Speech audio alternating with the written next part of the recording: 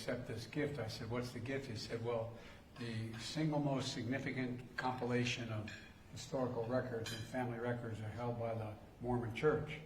And he said, we want to do a background for you. We want to check your genealogy for you.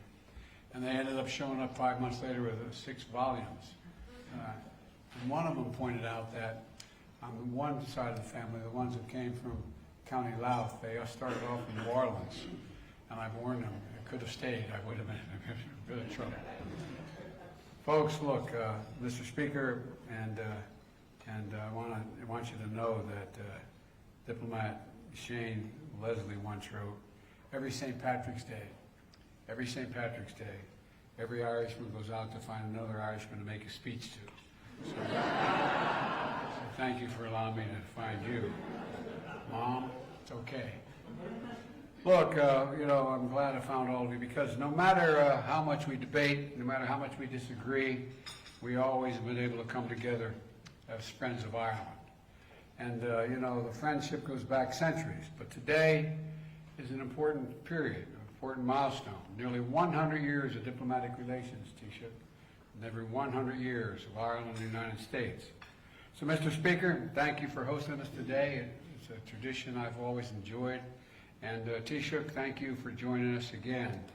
I also like to extend 100,000 welcomes to all the leaders who are involved in the Ireland and Northern Ireland agreement that they've now put it together. And I think, I just wonder whether my mother would have ever thought that would happen. But it's happened, and it's great. It's great to come together once again. To all Irish Americans, Democrats and Republican members here, I'm glad to be united on this issue. We begin the next century of a real partnership. It's been a partnership that's really increasing now. And finally, to all that wish they're Irish, I'm glad you're here too. My grandfather used to say that being Irish is enough. At any rate, I won't go into that. But I stand here as a proud descendant of the Finnegans and the Blewitts, the Finnegans from County Mayo, which I just was there not long ago, and the Finnegans from County Louth. And this pride is part of my soul. I'm sure that all of you who are Irish ancestors feel the same way. In fact, as many of you know, when I served in Capitol Hill, my colleagues used to kid me because I was quoting Irish poets. They thought I quoted Irish poets because I was Irish. I don't do it for that reason, because they're the best poets in the world. That's why I quote them. Stunning, it's true. And, I really, today, there's one poem in particular that comes to mind. It was written by my great-grandfather, Edward Francis Blewett, who was only the second Catholic elected to the state senate in the state of Pennsylvania back in 1906. And he wrote a book of poems, 100 poems, and about he referred to as his Ireland. One he called The Worker, and here's what it said. No barrier is too thick or strong to stay the onward march each day. A goal they seek, a goal they find. Hardship for them is but real play. And I think together, Ireland and America are always marching forward toward a better world, toward a better life. And one of greater liberty, greater dignity, and greater equity, opportunity, and possibilities for everybody, possibilities. I was with Xi Jinping a couple years ago on the Tibetan Plateau, and he asked me, could I define America? And I said, this is recorded by him as well. I said, yes, in one word. He said, what's that? I said, possibilities. Think about it. What defines us as Americans? We think anything is possible. Anything is possible. We do it together. Well, together, Ireland and America have always moved onward for a better future. One of greater liberty, greater dignity, greater equality, opportunity, and possibility. And even when those barriers seem so thick and so strong, even when we face sorrow, setbacks, and divisions, and darkness, together we've always persevered, Ireland and the United States. We've always held out hope and horizons that we've not yet seen. I often say that the Irish are the only people in the world who are nostalgic about tomorrow. Think about it. That's an original quote, unfortunately. But that seems who we are. And I often say that because wherever there's a yearning for freedom, wherever there is a call for progress, people around the world, they can always count on Ireland and the United States to be on their side, not just for hope, but to help them on their march forward. We see this in our support of Ukraine and the people in the face of Putin's vicious onslaught against Ukraine. Taoiseach, we had a meeting earlier today. I told you that I'm deeply grateful for Ireland's unwavering humanitarian aid to the people of not only Ukraine but also Gaza. I'm committed to continue to do our part.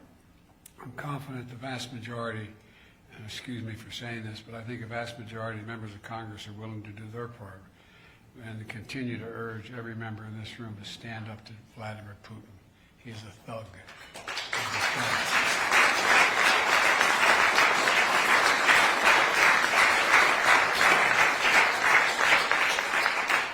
And I urge you to send me the National Security Bill now. The bill includes funding for Ukraine and Israel, and maybe equally important, humanitarian assistance to Gaza. They badly, badly need it. And it sends a clear message. America stands up for freedom, and we bow down to no one in the world.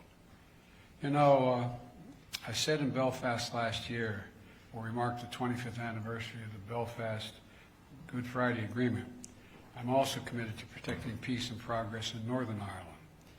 We all know that we feel, I assume all of us feel the same way.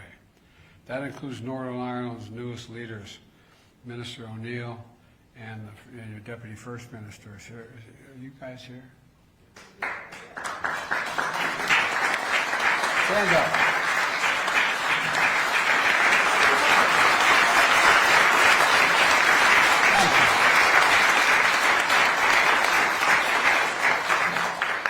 As a friend of mine from Claymont, Delaware would say, who would have thunk it?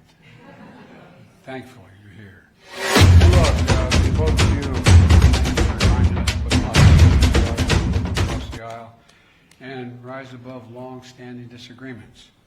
Let me close with this.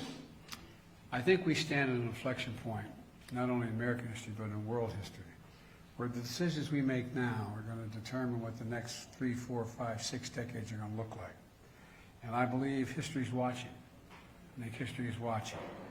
Today, let us resolve to march forward with each other and all those who seek a better future. Like our ancestors, remember, no barrier is too thick or too strong for Ireland and the United States to get through. There's nothing our nations can't do together when we work together. And I mean that from the bottom of my heart. I'm confident there's not a thing we can't do if we work together. And I say the same thing. Remember, it's the United States of America. There's nothing beyond our capacity when we work together. So my prayer today is we continue, we increase our working together. Thank you all for having me.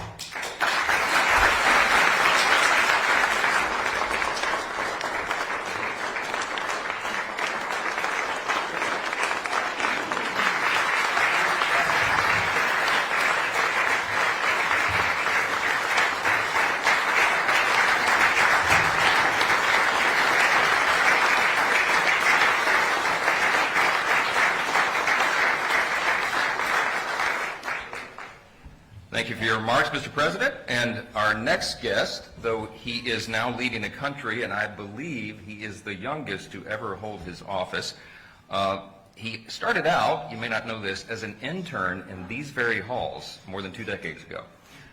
And while this is my first time having the pleasure to meet him in person, he's no stranger to this lunch either. He's been in leadership for quite some time, and he's done a few of these. Will you please join